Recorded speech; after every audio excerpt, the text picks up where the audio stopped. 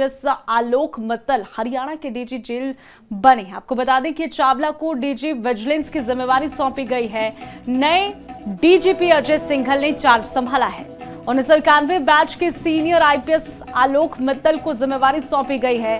1994 batch के senior IPS Arshinder Chawla को भी सौंपा गया है पद। अर्शिंदर चावला को डीजी विजिलेंस की जिम्मेवारी सौंपी गई है। तो खास जानकारी आप सभी को दे रहे हैं। आईपीएस आलोक मित्तल हरियाणा के डीजी बने हैं। 1991 बैच के सीनियर आईपीएस आलोक मित्तल को यह जिम्मेवारी सौंपी गई है। तो देखिए खास जानकारी है। नए डीजीपी मिलने के साथ ही कई बदलाव पुलिस महकमे में हुए हैं।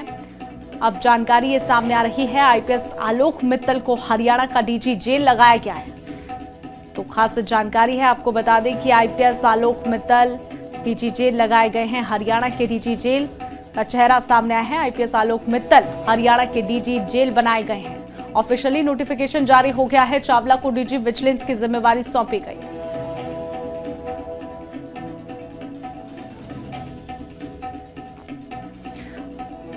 तो देखिए नए डीजीपी अजय सिंघल ने चार्ज संभाल लिया है। 1991 बैच के सीनियर आईपीएस आलोक मित्तल को जिम्मेवारी सौंपी गई। इस खबर पर ज्यादा जानकारी के लिए हमारे साथ फोन लाइन पर मौजूद है संवाददाता मृदुल यादव। मृदुल, क्या कुछ जानकारी है?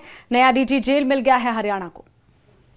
जी बिल्कुल, आपको बता दें कि नए डीजीपी अजय सिंघल ने जब पदभार संभाला उसके बाद जो है कई बड़े प्रशासनिक फेरबदल जो है वो किए गए हैं, क्योंकि 31 दिसंबर के बाद जो है कई वरिष्ठ आईपीएस अधिकारी जो है वो रिटायर हुए थे, जिसके बाद निश्चित तौर पर ये जो है तबादले होने थे। इसके बाद आपको बता दें कि अब जो तबादले किए गए हैं उसके अंदर डीजी जेल की जो है वो सीट खाली हो गई थी, जिसको लेकर आईपीएस आलोक मित्तल को जो है डीजी जेल लगाया गया है। 1991 बैच के जो है हरियाणा कैडर के आईपीएस अधिकारी हैं आलोक मित्तल, जिनको डीजी जेल की जिम्मेदारी दी गई है। इसके साथ ही 1993 बैच के सीनियर आईपीएस अर्शिंदर सिंह चावला को डीजी विजिलेंस की जिम्मेदारी दी गई है। आपको बता दें कि डीजीपी अजय सिंघल के पास जो है पहले यही जो पदभार था, उनके पास पहले वे डीजी विजिलेंस थे, जिसके बाद उनको प्रमोट करके जो है डीजीपी लगाया गया। उसके बाद आपको बता दें कि इसके साथ ही यदि बात की जाए हरियाणा पुलिस एकेडमी मधुबन की, तो उसको लेकर जो श्रीमती काला आईपीएस अधिकारी हैं उनको यहाँ पर जो है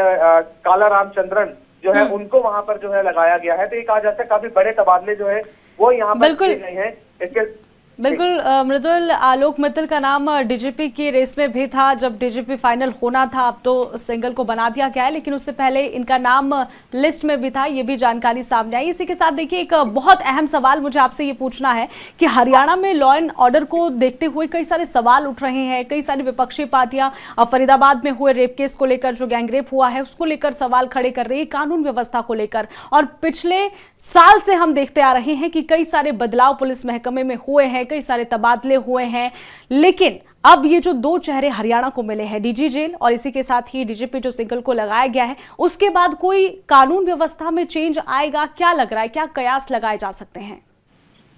जी बिल्कुल, मैं आपको बताना चाहूंगा कि जब जब कोई अधिकारी की उनके पदभार वो संभालते हैं, कोई रिस्पॉन्सिबिलिटी उनको मिलती है, तो उस समय पर जो है वो हर जो अधिकारी है वो अपने अपनी प्लानिंग के अकॉर्डिंग जो चलता है। और खास करके जब हमने कल उनसे डीजीपी से बातचीत की थी, उन्होंने भी उस समय पर इसी बात को लेकर जानकारी दी थी। उन्होंने भी यही बात कही थी कि सबसे बड़ा उनका जो उन्होंने एम रखा है वो यही है कि पूरे हरियाणा में जो है एक सुरक्षित माहौल देना, और खास करके लॉ एंड ऑर्डर की स्थिति पर जो सवाल जो लगातार उठाए जा रहे हैं, उन सवालों को जो है लॉ एंड ऑर्डर की स्थिति को जो है मेंटेन करना, इसको लेकर जो है उन्होंने ये बात कही थी कि पूरी कोशिश पुलिस द्वारा जो है पहले भी की जा रही थी और अब भी की जाएगी। क्योंकि पहले अभी यदि हाल ही की बात की जाए, जब ओपी सिंह डीजीपी के पदभार संभाला हुआ था, उस समय भी उन्होंने कई ऑपरेशन जो है वो चलाए हैं। उसके अंदर चाहे ऑपरेशन ट्रैक डाउन हो या फिर नाइट डोमिनेशन हो, इसके साथ ही कई ऑपरेशन जो है उनके द्वारा चलाए गए, जिसके अंदर कई कुख्यात जो अपराधी हैं उनको भी गिरफ्तार किया गया। तो ये कहा जाता है पुलिस द्वारा जो है लगातार इसको लेकर कोशिश की जा रही है कि हरियाणा की जो लॉ एंड ऑर्डर की स्थिति है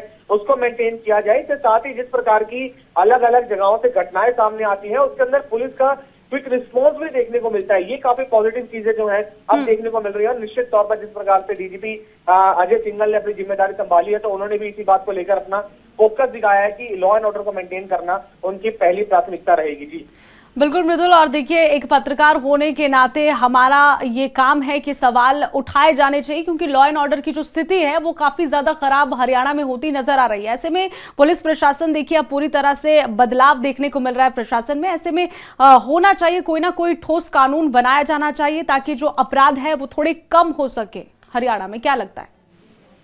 जी बिल्कुल, पुलिस द्वारा जो है इस प्रकार की चीजें जो है पहले भी जो है की गई थी, और अब भी नए नए जो प्लान्स हैं, आपको बता दें कि डीजीपी अजय सिंघल ने जब प्रेस कॉन्फ्रेंस की उस दौरान उन्होंने जो है इसको लेकर जानकारी भी दी थी। उन्होंने कहा था कि उनके पास भी कई प्लान्स ऐसे हैं जिसको वो आगे जाके उसका इम्प्लीमेंटेशन करेंगे और नई नई चीजें जो है वो हरियाणा के अंदर लेकर आएंगे, ताकि खास करके जो लॉ एंड ऑर्डर की स्थिति है उसको मेंटेन किया जा सके। और इसके साथ ही आपको बता दें, इस प्रकार से जो गैंगस्टर कल्चर को बढ़ावा देने की कोशिश हरियाणा के अंदर की जा रही है, उस पर रोक के लिए जो है खास करके उन्होंने कहा है कि उसको लेकर जो है एक बड़ा फैसला उनके द्वारा लिया जाएगा, और बहुत जल्द ही वो फैसला जो है ऑन ग्राउंड देखने को भी मिलेगा। ठीक है, शुक्रिया मृदुल तमाम जानकारी के लिए। तो